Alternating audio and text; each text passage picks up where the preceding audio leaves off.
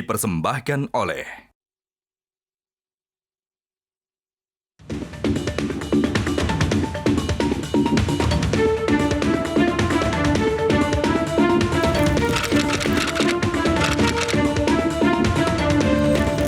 Setuju aja sih, cuman dilihat juga ya background pendidikannya, track record artisnya itu seperti apa, jadi nggak ngasal. Setuju aja sih sebenarnya. Kenapa? Karena artis-artis itu kan punya masa.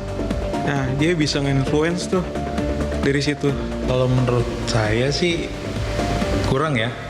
Soalnya biasanya tuh cuman buat senjatanya parpol-parpol aja buat naikin masa. Kan biasanya artis tuh punya banyak followers lah kayak gitu.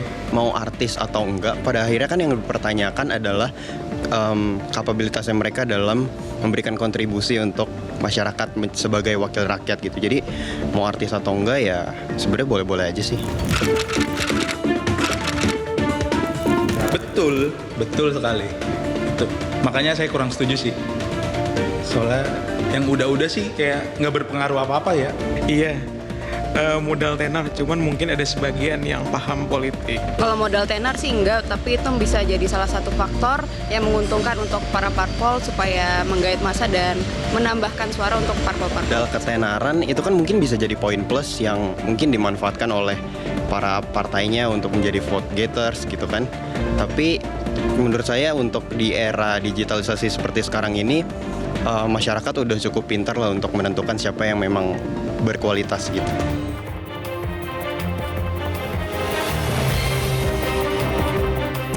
Kembali lagi di kontroversi Pak Pirsa. Mas Kodari, jadi caleg artis itu vote getter yang efektif gak sih buat partai?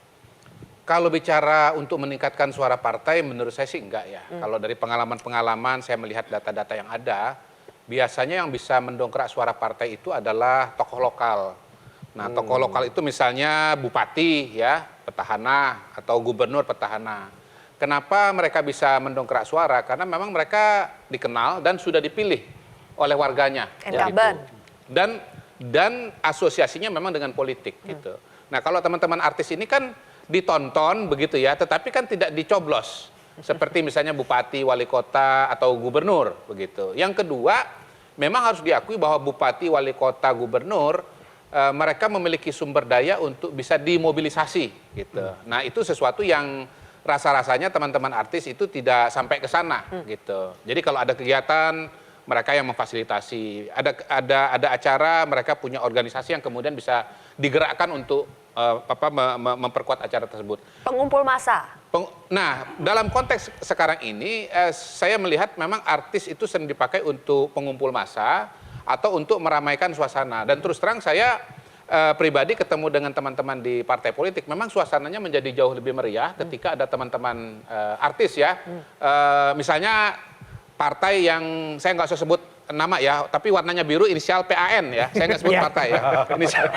Itu kalau saya ke sana itu memang acaranya meriah banget dan tiba-tiba tempat kantor DPP-nya itu bisa menjadi semacam catwalk mendadak begitu. Karena teman-teman artis yang ada di sana gitu. Baik. Jadi sebetulnya menurut saya sah-sah saja dan balik lagi tadi soal apakah modalnya ketenaran?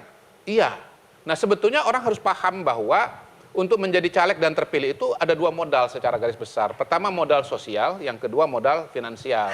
Nah, ketenaran itu sebetulnya kalau dalam akademik itu namanya modal sosial. Baik. Tingkat pengenalan, ya disukai, itu adalah modal sosial. Belum tentu disukai. Ketenarannya sampai disukainya itu PR lagi. Kesukaan itu PR tersendiri. Tapi intinya begini, dikenal itu adalah modal dasar, kemudian disukai itu modal berikutnya lagi.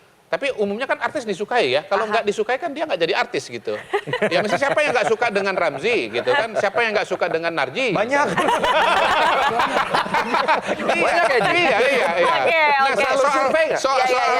Soal kemudian modal finansialnya masih besar, menurut saya sih kembali kepada strategi artisnya masing-masing saja gitu. Dalam kasusnya Farhan, menurut saya problemnya dia lupa bahwa dia itu artis radio gitu. Yang didengarnya suara ya. Orang lebih lu bukan wajah, lu ngomong dulu. Gitu. Kan biasanya. Alhamdulillah ganteng gitu. Tadi Bapak-bapak kita juga melihat di polling, kita sempat bikin polling ya. Apakah netizen itu akan memilih caleg dari kalangan artis? 94% menjawab tidak. Berarti itu tantangan besar buat Mas Narji, Bang Ramzi. Strateginya apa nanti untuk bisa dipilih? Saya ini seperti memandang bunga mawar ya. Liar, maksudnya. Seperti memandang bunga mawar itu orang yang optimis memandang pada bunganya. Tapi orang yang pesimis selalu ketakutan sama durinya. Masuk Bos. Masih apal tuh kali. Boleh nih. Tapi kalau berbicara strategi, nggak bisa kita cuma memandang. Ya Harus justru saya kan dieksekusi belum Mas selesai Narji. bicara. Oke. Saya Udah cocok, berusaha udah cocok. menjadi orang yang bijak. Memandang bunga tapi tidak melupakan durinya. Jadi saya tahulah untuk polling tadi 90% berarti lebih banyak durinya daripada bunganya. Tapi kan satu persatu duri itu bisa kita atasi. Dengan cara? Dengan cara? Ya dengan cara kita membawa program yang benar-benar akan kita lakukan kalau kita terpilih. Kalau sekarang udah kepikiran belum? Kalau sekarang udah kepikiran belum program apa? Program, ya jangan kan program untuk politik ya, program TV aja saya nggak ada sekarang. Program. Tapi lu pasti akan kepilih karena kejujuran. Bener Ji, bener. Jadi program yang saya bawa di dapil saya ini Pemalang, Kabupaten Pekalongan, Kota Pekalongan dan Batang. Saya milenial dan pertanian dan program saya cuma sederhana aja kok. Terpilih saya pindah ke Pekalongan. Ngapain nanti? Akan lebih dekat aja sama konstituen. Iya, itu cocok. Oke, itu bener. baik. Itu bener. Kalau Bang Ramzi gimana? Meyakinkan konstituen untuk memilih Anda. Modal sosial udah ada, tapi modal finansial, modal-modal lainnya? Oke, nggak bisa dipungkiri, memang public figure itu di setiap pemilu itu menjadi rebutan dari beberapa partai yang ada. Itu faktanya memang sudah seperti itu ya. Nah, sekarang tinggal tergantung dari artis yang bersangkutan. Sekali lagi saya mengatakan hal ini bukan berarti saya mewakili public figure yang akan maju besok di 2024. Saya berbicara untuk diri saya sendiri. Saya cukup lama sudah berpikir dan merenung dari 2014, bahkan kemarin di 2019 ada beberapa partai yang juga mengajak saya. Tapi memang waktu itu hitung-hitungan saya, hitung-hitungan dalam arti keterpanggilan saya memang belum optimal. Kalau saya hanya mengandalkan kepopuleran, pada waktu penawaran waktu itu juga udah akan saya ambil gitu ya. Ketika memang saya mengandalkan kepopuleran menjadi faktor utama. Jadi apa yang tadi Bang Kodari sampaikan, Bang Niko juga tadi sampaikan, populer itu ya privilege. Mau tidak mau harus kita dapat. Akui ya. Harus kita akui. Makanya ketika saya berhadapan dengan masyarakat di dapil hampir 6 bulan ini saya jalan, banyak hal dan banyak sekali ilmu yang tadinya saya tidak tahu menjadi saya tahu. Salah satunya ternyata di dapil itu masyarakat hanya butuh bagi mereka anggota-anggota dewan yang terpilih untuk care, peduli, open. Oke, baik. Itu. Nanti kita gali lebih jauh ya. Yes. 6 bulan itu ngapain aja? Sudah apa yang dilakukan untuk bisa menjangkau lebih banyak konstituen? Tapi kita harus jeda lagi. Bapak-bapak, kami akan hadir kembali selepas Head News pukul 22 waktu Indonesia Barat.